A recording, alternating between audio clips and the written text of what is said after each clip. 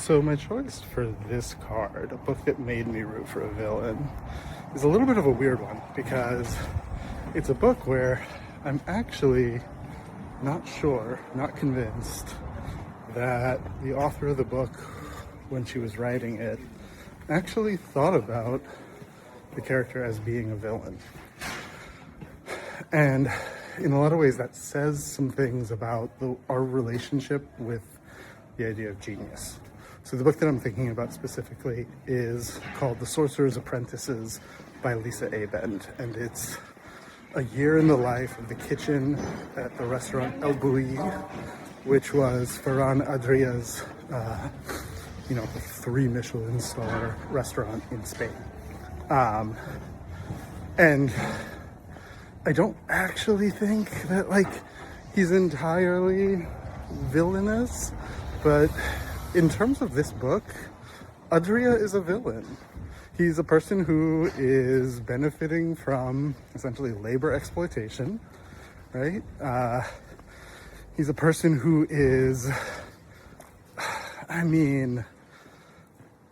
he is so demanding of the people in his kitchen and relatively incommensurate to the kind of reward that they get. He's demanding a working environment that is entirely silent, and he's having people carry out these incredibly tedious, repetitive, mundane tasks for hours and hours on end, and people are working themselves to the bone, almost literally. People are getting injured, they're getting burned, they're getting stress injuries and things like that.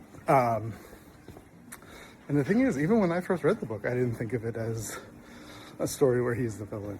I thought of it as a story about genius and about the demands of genius, which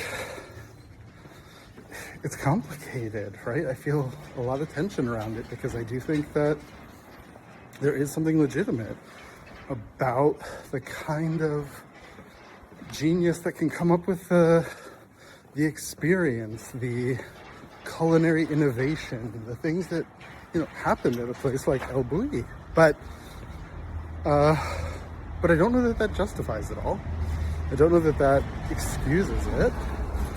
And in that way, I was excited about it. I love so many sections where you see Adria's genius on display, and then it's not until honestly much later and in a lot deeper reflection and in seeing more and more about how people describe the experience of working in these Michelin star kitchens that you start to realize, oh, that was kind of a villain story.